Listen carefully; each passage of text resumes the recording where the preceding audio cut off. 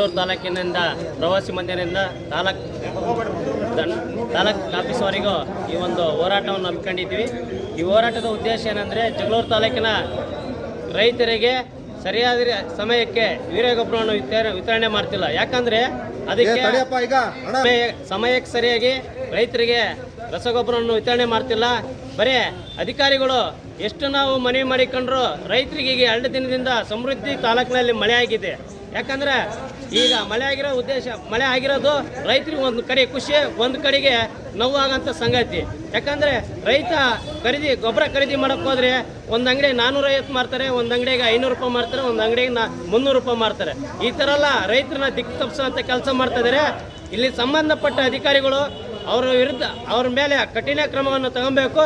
ಇಲ್ಲವಾದರೆ ಒಂದು ಉಗ್ರವಾದ ಒಂದು ಹೋರಾಟ ಮಾಡ್ತೀವಿ ಅಂತ ಹೇಳೋಕ್ಕೆ ನಾನು ಬಯಸ್ತೀನಿ. ವೀರ್ಯ ಗೊಬ್ಬರಕ್ಕೆ ಹೋರಾಟ ಮಾಡ್ತಾ ಇದ್ವಿ. ಖಾಸಗಿಯಲ್ಲಿ ಅವರು ಬಚ್ಚಿಟ್ಟು ರೈತರಿಗೆ ಅನ್ಯಾಯ ಮಾಡ್ತಾ ಇದ್ದಾರೆ. ಒಬ್ಬರು 500 ರೂಪಾಯಿ, 300 ರೂಪಾಯಿ, 400 ರೂಪಾಯಿದಂಗೆ ಮಾಡ್ತಾ ಇದ್ದಾರೆ. ನಮ್ಮ ರೈತರು ದಿಕ್ಕು ತಪ್ಪಿಸ್ತಾ ಇದ್ದಾರೆ. ಹಿರೂರಿಗೆ ಹೋಗಿ ತರ್ತಾರೆ, ಹೊಸಳ್ಳಿಗೆ ಹೋಗಿ ತರ್ತಾರೆ. ಯಾಕ್ರಿ ನಮ್ಮ ಜಗಳೂರಲ್ಲಿ ಯಾಕೆ ಇಷ್ಟೊಂದು ಅನ್ಯಾಯ ನಡೀತಾ ಇತ್ತಲ್ಲ? ನಮ್ಮ ರೈತರಿಗೆ ಇಷ್ಟು ಎಕರೆ ಐತೆ ಅಂದರೆ ಅಷ್ಟು ಗೊಬ್ಬರನ ಸ್ಟಾಕ್ ಮಾಡ್ಕೋಬೇಕು. ಅಷ್ಟು ಗೊಬ್ಬರನ ಸ್ಟಾಕ್ ಇಲ್ಲ ಅಂದಮೇಲೆ ಯಾಕ್ರಿ ಅಧಿಕಾರಿಗಳು ಇರಬೇಕು? ನಮ್ಮನ್ನು ಯಾಕ್ರಿ ಇಷ್ಟು ದಿಕ್ಕು ತಪ್ಪಿಸ್ತಾ ಇದ್ದಾರೆ ರೈತರನ್ನ? ಬರೀ ಹೊಲ್ದಾಗ ಕಳೆ ತೆಗಿಬೇಕಾ? ನಾವೇನು ಗೊಬ್ಬರಕ್ಕೆ ರಾತ್ರಿಗೆ ಹಾಸ್ಗೆ ಮಕ್ಕಳೇ ಅಷ್ಟು ಪರಿಸ್ಥಿತಿ ತಂದಿಟ್ಟಿದ್ದಾರೆ ನಮ್ಮ ತಾಲೂಕಲ್ಲಿ. ಅಂದರೆ ಬೇರೆ ತಾಲೂಕಲ್ಲಿ ಹೋಗಿ ತಗೊಂಬಂದು ಇವತ್ತು ನಾವು ಗೊಬ್ಬರ ಹಾಕೋಂಥ ಸ್ಥಿತಿ ಬಂದೈತೆ. ಇವತ್ತು ನಮ್ಮೆಲ್ಲ ಅಧಿಕಾರಿಗಳು ನಾವು ಇವತ್ತು ಭೇಟಿ ಮಾಡೀವಿ. ಅವ್ರು ನಮ್ಗೆ ಸರಿಪಡಿಸ್ತಾರಂತ ನಮ್ಮ ಅನಿಸಿಕೆ ಇದೆ.